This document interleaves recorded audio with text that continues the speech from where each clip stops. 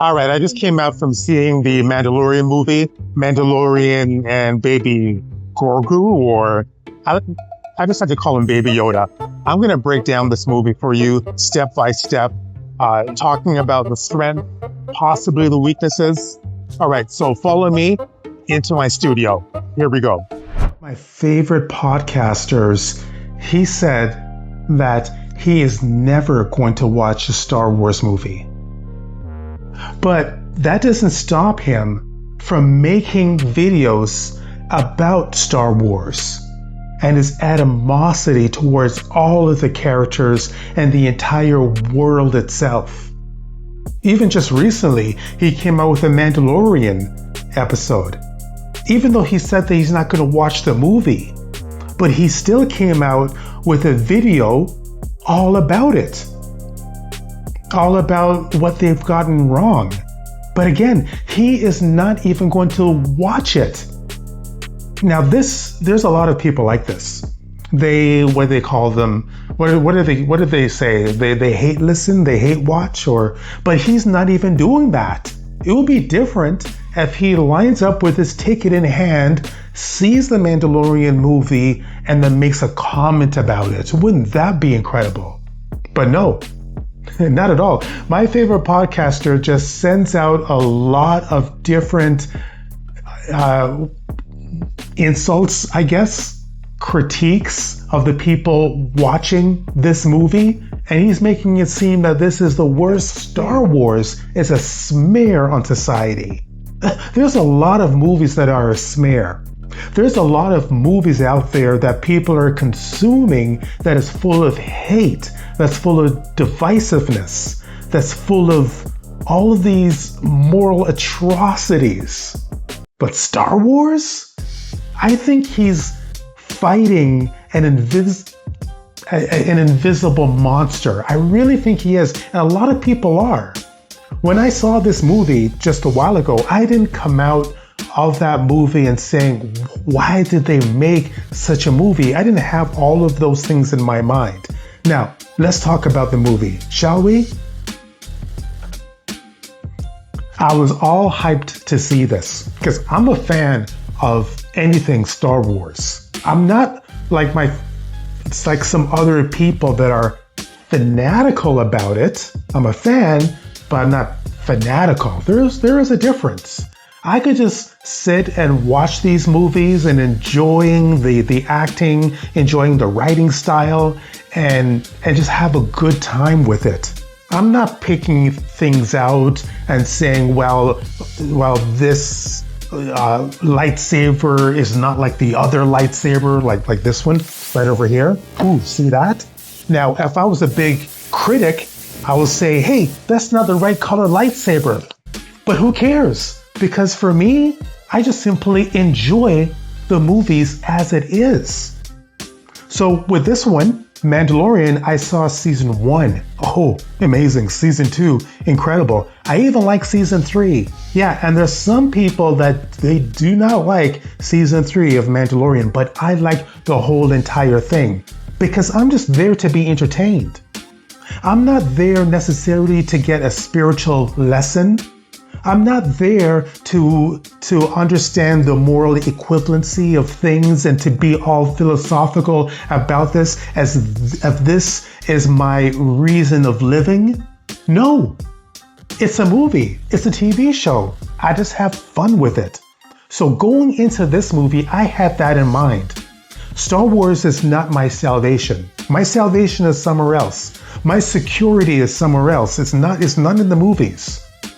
So I paid my fee. My son and I, we watched this movie. We had our popcorn in hand. We were all set to go. And from the first frame of the movie, I was bought in. I enjoyed this movie. There's not going to really be much spoilers right now because I don't like people spoiling things. But I enjoyed it. It was fun. It was fascinating. It felt like Star Wars when I was growing up. It felt like this one right over here. Yeah, it kind of felt like one of those classics. Because I think that with what the Mandalorian movie did is they didn't take themselves too seriously. I think the last Star Wars movie was around 7 years ago. And that one, it was good, but it had the weight of the galaxy, mind the pun, on the characters' shoulders.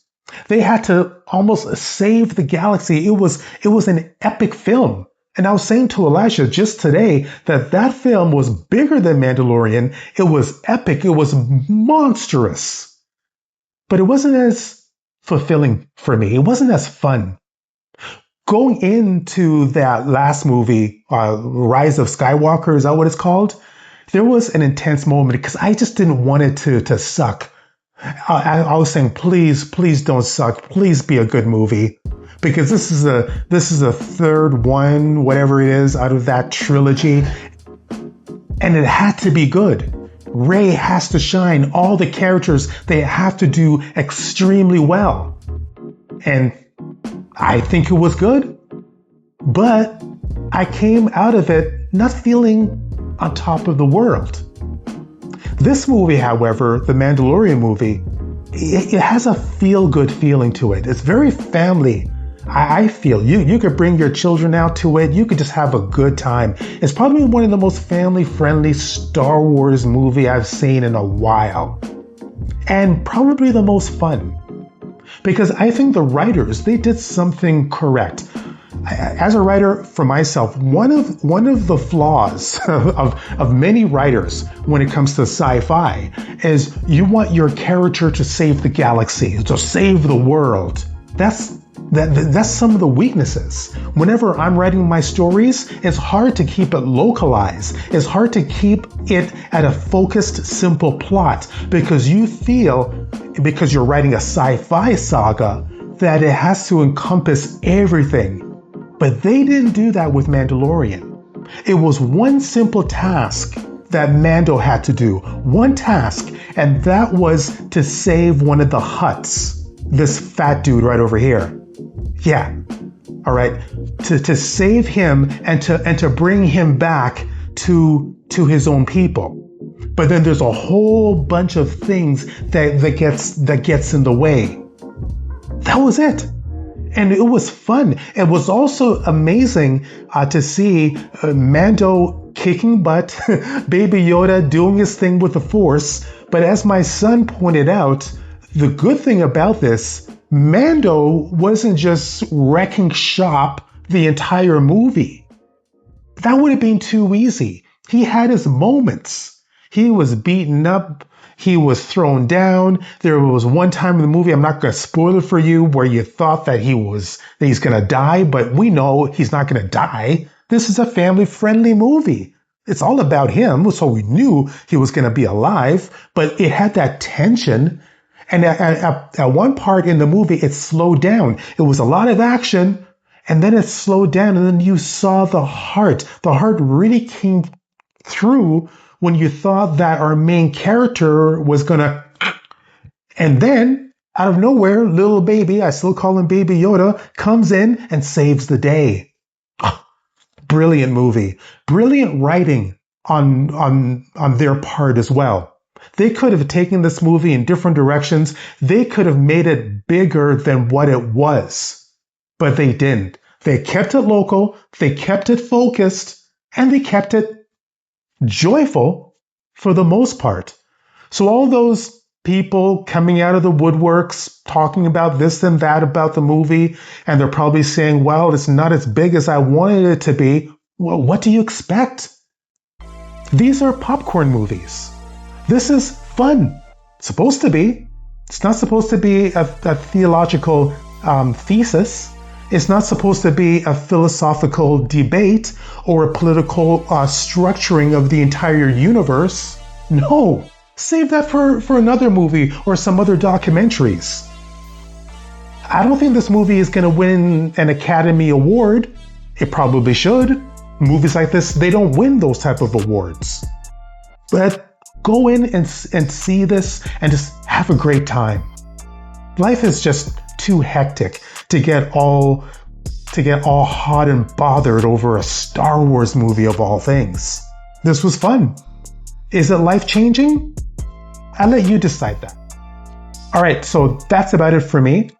By the way, a really good podcast to check out is called Deep into History.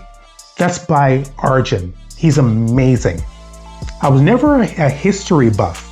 I always thought history, there was a whole bunch of dates and facts and figures and people, and it didn't really relate to me. But the way that Arjun does it, he tells a story, kind of like what Star Wars has done. He makes these characters so believable, which they are. They're a part of history, but he gives a background. He gives everything into the story, and it just sounds so incredible. So check it out. And by the way, I'm the editor and the producer of it, and there's going to be a new season coming out, hopefully later on this year.